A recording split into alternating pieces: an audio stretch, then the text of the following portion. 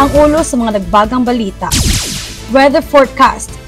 Shareline nga nakaapekto sa silangang bahin sa Southern Luzon ug Visayas. Northeast monsoon nga nakaapekto sa ubang bahin sa Luzon. Sa local news, ang trabaho o klase sa General Santos, Davao Occidental, gisuspenso. Nadisgrasya ang doktora og namatay. Sa national news, giabi-abi ni Marcos ang pagsugod sa Philippines o US Joint Patrols.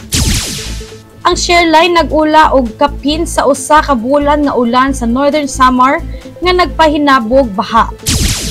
Sa international news, ang mga trabahante sa India natanggong sa tunnel sulod sa 10 kaadlaw nga nakita sa kamera. Sa entertainment news, si Liza Soberano miduyog sa K-pop star sa web show nga Waiting. Si David Pomeranz nibalik sa Philippines aron markahan ang ika-40 nga anibersaryo sa love affair sa mga Pinoy. Sa sports, NCAA, ang labing kaayo nga dula ni Razon, usa ka kulminasyon sa karera nga gitukod aron pamatud-an nga sayop ang mga nagduha-duha. Dagan pang NBA 2K events ang ipahigayon sa PH sunod tuig. International feature. Gisaulog ni Biden ang iyang ika-81 nga adlaw na tawhan. National feature. Programa para tutukan ang mga estudyanteng hirap magbasa aarangkada sa Enero. Og sa trivia, ang mugbo nga mga pahulay sa tibuok adlaw aron mag-inat, makapausbaw sa postura ug makapaminos sa risgo sa sakit sa likod. Ikonsiderar ang paglakip sa yano nga mga pag-uswag sa imong adlaw-adlaw nga rutina.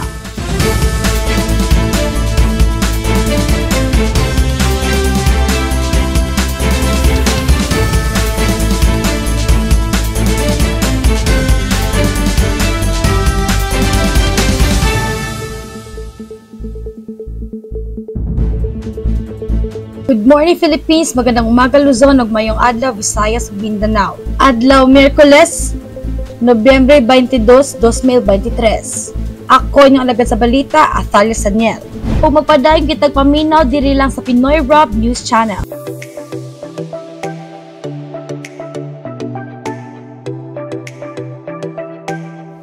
Weather forecast. Shareline nga nakaapekto sa silangang bahin sa Southern Luzon ug Visayas. Northeast monsoon nga nakaapekto sa ubang bahin sa Luzon. Sa pinakaulahi nga balita sa panahon, gibutyag sa Philippine Atmospheric, Geophysical and Astronomical Services Administration ang duha ka nagkadaiyang sistema sa panahon nga nagigo sa nagkadaiyang rehiyon sa nasud. Ang Shareline nag-apekto sa sidlakang bahin sa Southern Luzon ug Visayas, samtang ang Northeast monsoon nagdala og kahisa sa ubang bahin sa Luzon. Ang Shareline nga gipuy-an sa kusog ug kabiliskaran sa hangin nagdala og kasamok nga ulan ug kidlat-kidlat sa sidlakan nga bahin sa Southern Luzon ug Visayas. Giawhag ang mga residente niini mga lugar nga mag-andam og magbinantayon sa hulga sa panahon. Sa diha ang Northeast monsoon na ilhan usab nga amihan nagapekto sa norte o kasadpang bahin sa Luzon. Kini nga sistema sa panahon nagdala og mas malamig o mas mamala nga hangin nga nagresulta sa mas malamig nga temperatura sa mga apektadong lugar. Ipahibalo sa pag-asa ang mga residente sa Luzon nga mopahigayon og andam panahon sa mas malamig nga temperatura ug hinay nga pag-ulan tungod sa amihan.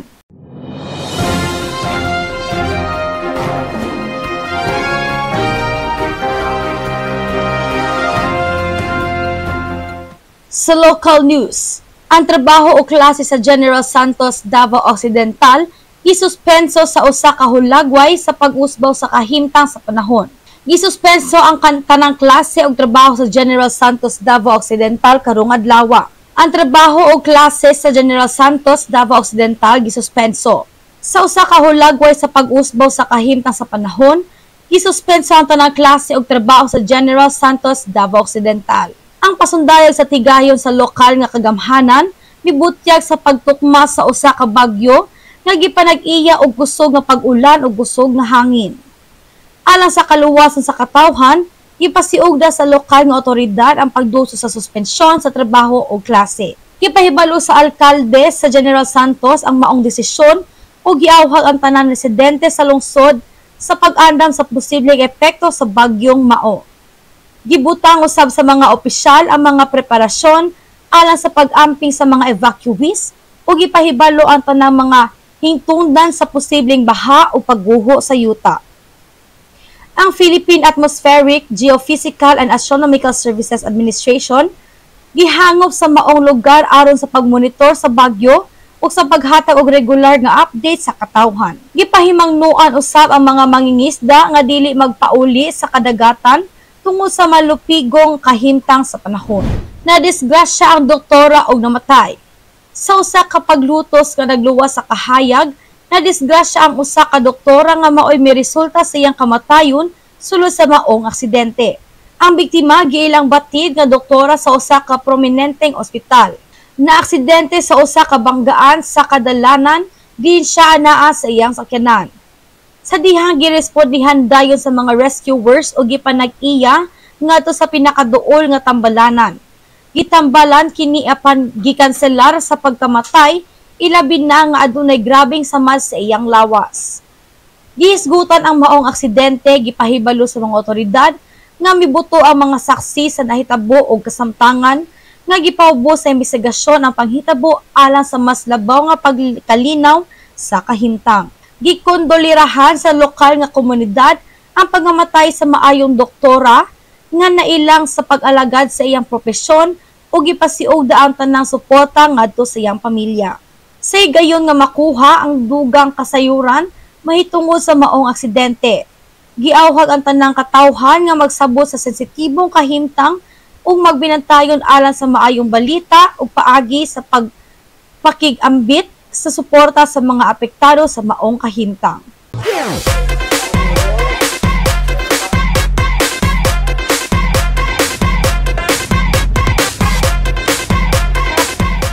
Ug among team kaganina naglakaw-lakaw and samtang naglakaw-lakaw nakita mig mga Christmas lanterns nga mga colorful kayo. Sa muning giduulan ug amo silang gi-interview kung unsa ilang mga unsay pamaagi silang paghimo, unsay pinakamahal o pinakabarato. So para namo idea nga asa magpalit ug ato ning lantawon. Maayong adlaw ka natong tanan na karon diri sa JR Buhay Extension Corner President Garcia, then natay ka nang nakita diri nga nagapamaligya sila og lantern ato istoryahon si Sir. Alo, sir, si pangalan na to, sir? Jonathan Flores, ma'am. Si Jonathan Flores. Kanang, pila na mo katuig pamaligya og mga lantern, sir? Actually, ma'am, magdugay na. Hindi lang ako makunan kung pila na tuwid, pero dugay naman kay, di ba ako taga-dirigod. Pero sila, nakakasawa, kaya ako ugangan taga-dirigid sila. So, siguro... Tagayan gyud ay no? Pero ako diri, mga 10 years na ako diri kapin. Dugay na gyud inyo ang pagpaninda diri, sir. Kanang, unsa may pinakahalino niyo nga mga lanterns? Halos tanan, ma'am. Halinon man ni tanan. So, halos gyud tanan. Then, kinsa pud inyo ang gina-supplyan ani, sir? Akali siya, ma'am, para man sa tanan yun pa. Kung hinsay namin mga wholesaler, mga umpra diri sa mga. Ana among kwandari. Pero so, barato yun yung hatag sila, sir? Ay, siyempre, kay sakto mo sa presyo, kaya maligya, magyapunan nila. Sad lagi no? Natay ginagmay good nga. So, ang trabaho diri, sir, kamukha mo raw, ano mo lang yung trabaho, wala. pamilya ra gyud parinti, ana. Parinti.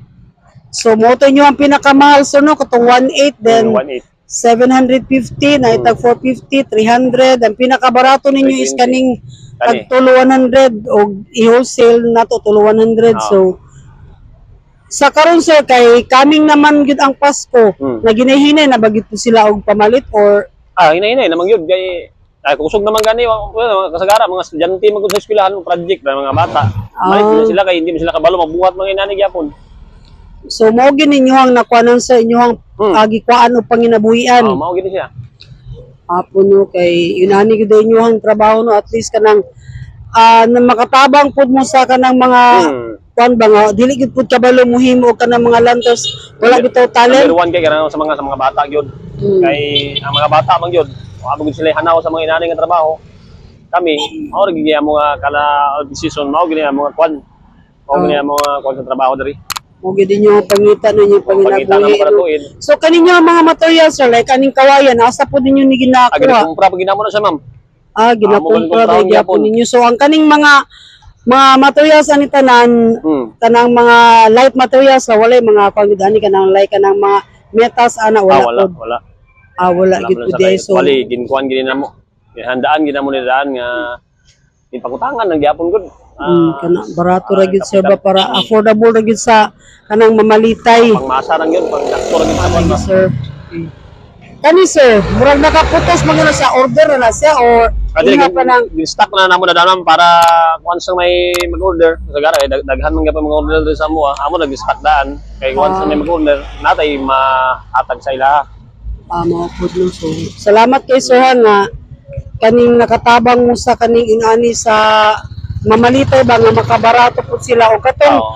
akong ginaangyo o ginauhag katong mga katawhan nga kanang kung mamalit mo kaning mga lanterns dire lang mo ani sa may JR Borja Extension diri sa corner President Garcia, diri ang ilahang location, then affordable ra pud kay lahang mga prices.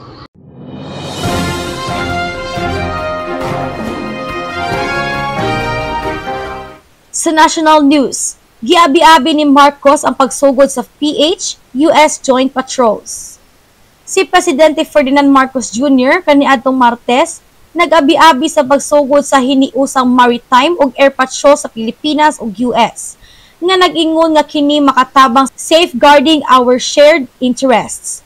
Ang hiniusang pagpatrolya nga mulungtad hangtod sa Nobyembre 23. Mao ang a collaborative effort between the armed forces of the Philippines and the United States Indo-Pacific Command in the West Philippine Sea. Matod ni Marcos Jr. sa usa ka pamahayag nga gipost sa iyang social media account. Sa bulag nga pagpagawas, ang Armed Forces of the Philippines miingon nga ang Pilipinas nagpadala og tulo ka mga barko sa Navy, duha ka FA-50PH jet ug usa ka A-29B Super Tucano light attack plane. Ang US representahan sa usa ka US Navy Littoral Combat Ship ug usa ka P-8A Orion Maritime Patrol plane. The activity will commence in the vicinity of Batanes and will end in the West Philippine Sea.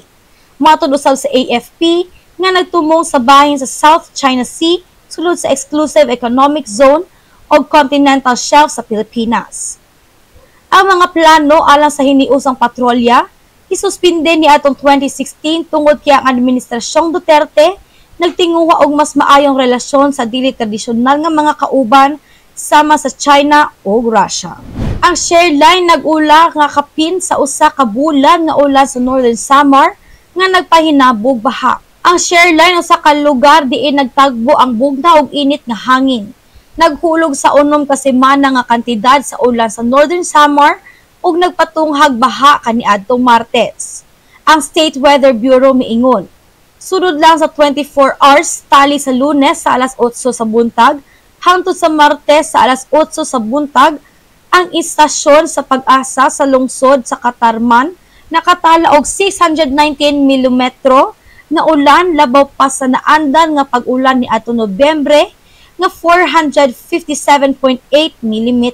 Mas taas kini sa 24 hours nga gidaghanon sa ulan ato sa pag-ayo sa Tropical Storm Ondoy ni atong 2009 sa 454.9 mm nga natala sa Science Garden sa Quezon City.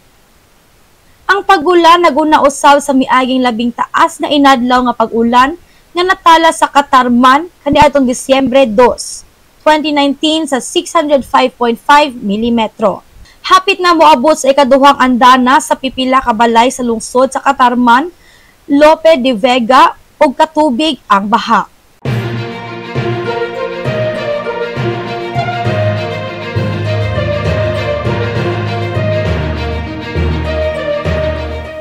Sa international news, ang mga trabahante sa India natanggong sa tunnel sulod sa 10 kaadlaw nga nakita sa kamera. Kap-atan og usa ka mga trabahante sa India nga natanggong sa usa ka nahugno nga tunnel sa dalan sulod sa napulo kaadlaw nakita nga buhi sa kamera sa unang higayon kaniadtong Martes, samtang ang mga trabahante misulay sa paghimo og bagong agianan aron sa pagkalingkawas kanila.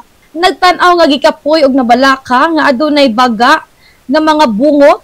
Ang mga lalaki makita nga nagtan-aw sa endoscopic camera nga gipadala sa mga tigluwas sa nipis nga tubo diin ang hangin, pagkaon o tubig gipadala. We will bring you out safely. Do not worry. Ang mga rescuer madungog nga nagsulti sa mga lalaki nga nagsulob og helmet nga natanggong sa sulod samtang nagpundok sila duol sa kamera. Gipakita sa video nga gipagawas sa mga otoridad sa estado. Ang mga excavator nagtangtang sa tuneldang yuta, konkreto o mga rubble gikan sa under construction tunnel sa amihanang Himalayan State sa Uttarakhand sukad ni adtong Nobyembre 12 human ang usa ka bahin sa tunnel na hugno.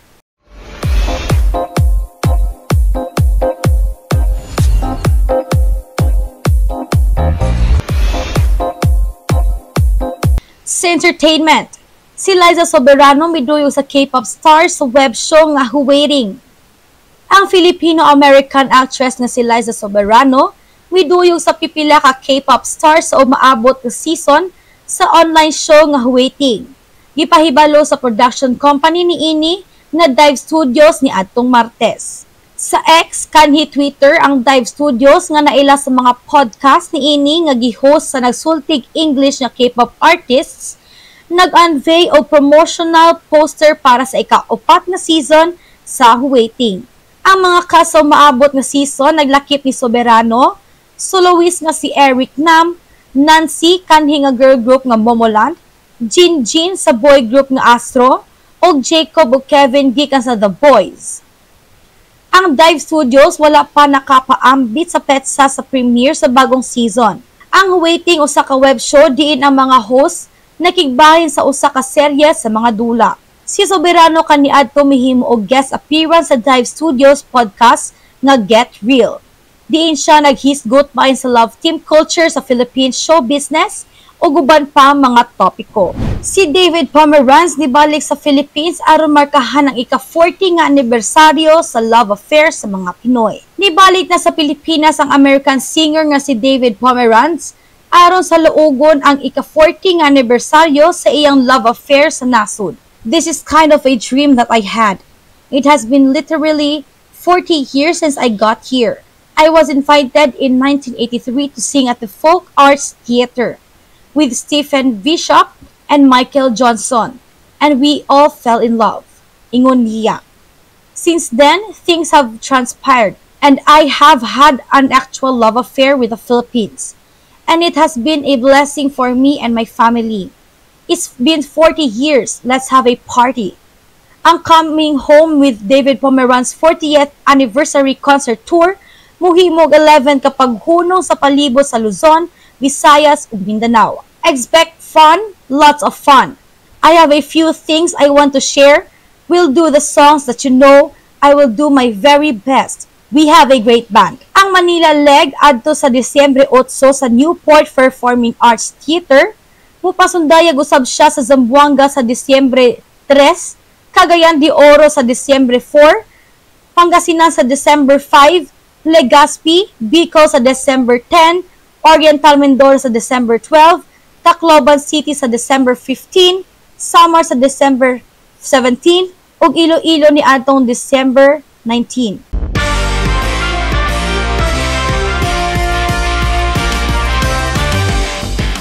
Sa sports, NCAA, ang labing kaayo nga dula ni Razon.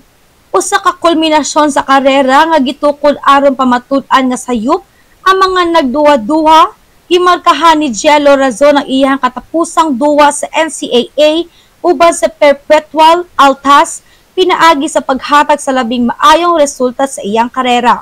Ang 24 years old, 5'11" nga guardian mi-score og career high 26 points, mikabkab og 7 ka rebounds og 3 ka assists sa kadaugan batok sa San Sebastian Golden Stags sa ilang katapusang dula sa season 99 ni adtong Martes. Ang 24 years old, 5'11" nga guardia mi-score og career high 26 points. Sabi ko, itong best game ko. I-dedicate ko to sa sarili ko. sa lahat ng pinaghirapan ko simula pa sa high school.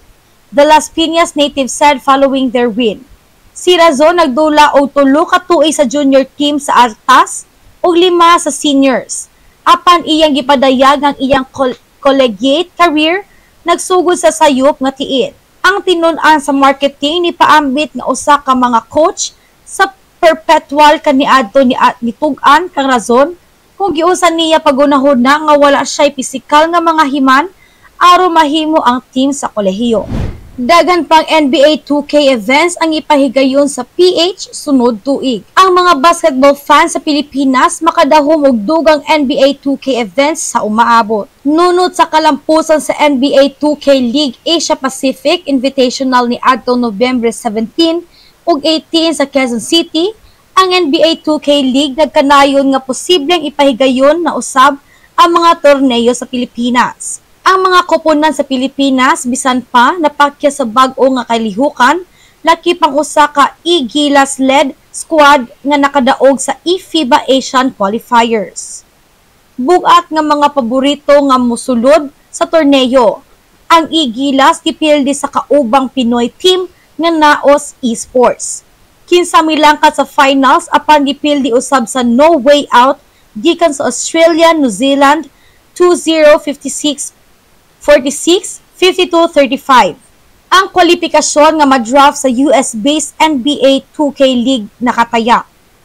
Si Lindsay Ullman, head sa business development sa NBA 2K League, niingon nga ang bag-uhay lang nga APAC Invitational maulang ang pagsugod sa daghang mga kompetisyon sa Pilipinas.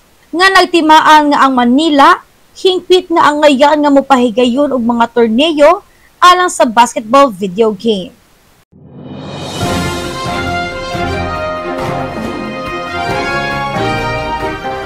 Sa international feature, gisaulog ni Biden ang iyang ika-81 nga adlaw na tawhan. Ang presidente sa US nga si Joe Biden nagedad og 81 kaniadtong Lunes.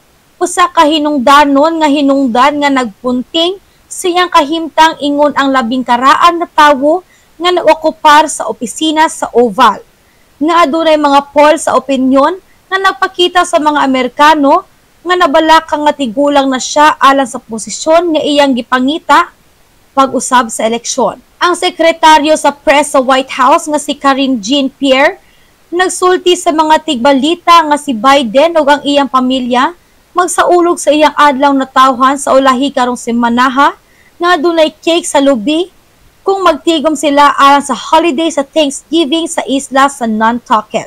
Gisulti ni Biden ang mga nabalaka nga tigulang nakaayo siya alang sa kalisod sa White House nga adunay kataw-anan og usa ka pagsulay nga kombinisihon ang mga botante nga ang iyang edad ug kasinatian sa tunga ka siglo sa kinabuhi sa publiko usa ka asset sa pag-atubang sa mga problema sa Amerika. Sa usa ka seremonya kaniadtong Lunes aron pa sa iluon ang National Thanksgiving Turkey, gibiay-biay ni Biden nga wala siya sa una sa ingon nga kalihukan sa pabos 76 ka tuig ang milabay.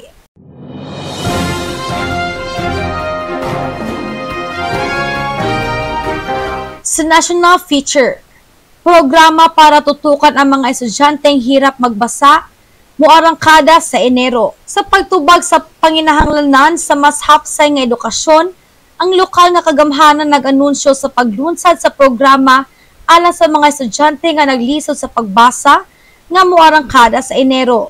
Ang maong programa gidisenyo aron hatagan og espesyal nga atensyon ang mga estudyante nga naglisod sa pagbasa. Gikan sa elementarya hangtod sa sekundarya, gituyo sa programa nga ma-enhance ang ilang kahana sa pagbasa pinaagi sa labing bag-ong mga estratahiya o teknolohiya. Sa usa ka pahayag, si Mayor Maria Santos nag-ingon, ang atong tinguha nga mao ang paghatag og kahigayunan sa matag estudyante aron makabot nilang ilang potensyal sa pagbasa. Pinaagi sa maong programa, gilauman nga madugangan ang kahibalo sa mga kabataan ug mahimong mas andam sila alang sa ilang mosunod nga mga kahimtang sa edukasyon. Ang mga detalye sa programa sama sa mga oras ug dapita sa pagtuki, ang ngayang ahaton pag-ila kaniadtong Disyembre aron masayran sa katawan ang mga bahin ni ini. Gilauman nga ang maong inisyatiba makatabang sa pagpanalipod sa mga estudyante gikan sa potensyal nga kalisod sa pagbasa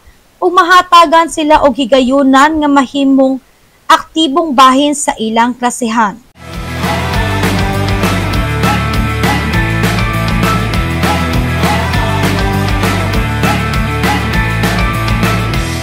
Sa atong trivia, ang mugbo nga pahulay sa tibuok adlaw para mag-inat, makapausbaw sa postura ug makapaminos sa risgo sa sakit sa likod. Ikonsiderar ang paglakip sa yano nga pag-uswag sa imong adlaw-adlaw nga rutina sa pag-uswag sa teknolohiya ug hingpit nga kahimtang sa katin-awan. Daghang tawo ang nag-anto sa mga problema sa lawas sama sa sakit sa likod. Apan adunay yano nga pamaagi alang sa pagminos niini. Mao kini ang gitun-an sa usa ka bagong pagtuon. Ang mugbo nga mga pahulay sa tibuok adlaw gipasiugdahan sa mga eksperto aron makapausbaw sa postura ug makapaminos sa risgo sa sakit sa likod. Giawag ang katauhan nga ikonsiderar ang paglakip niini silang adlaw-adlaw nga rutina. Matud pa sa mga espesyalista, ang regular nga paghimo sa mga pahulay mahimong makatabang sa pag-relax sa mga kalamnan, pagbabas sa kahibalo sa lawas, o pagpahamtang sa lawas sa tamang postura. Kini makabulig sa paglikay sa kahimtang nga mahitabo ang mga problema sa likod. Gawas ni ini, ang pagtuon usab napakita nga ang mga tawo nga regular nga magkahimo sa mugbo nga pangapahulay, adlaw-adlaw mas dali ra nga makaabati ug kahayag ug kausaban sa ilang postura. Busa, gipahibalo ang tanan na usa ka simpleng pagbago sa ilang adlaw-adlaw nga gawi mahimo hinanaling higayon alang sa ilang pangluwas. Sa wala pa nga magkaduol ang Pasko, maayo nga isugid kini sa imong mga paryente o higala. Ang pagtagamtam sa usa ka mas lig-on ug maayong panglawas, maoy pinakadakong regalo nga atong mahatag sa atong kaugalingon ug sa atong mga higala.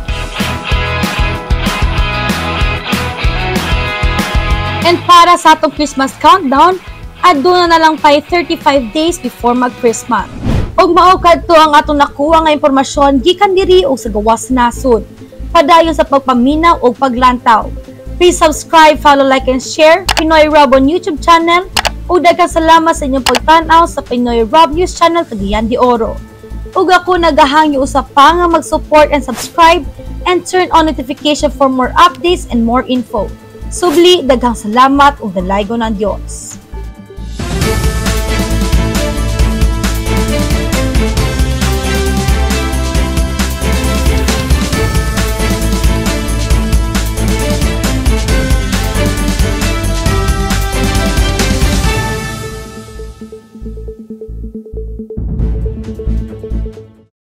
Mga kababayan, ang pambansang awit ng Pilipinas.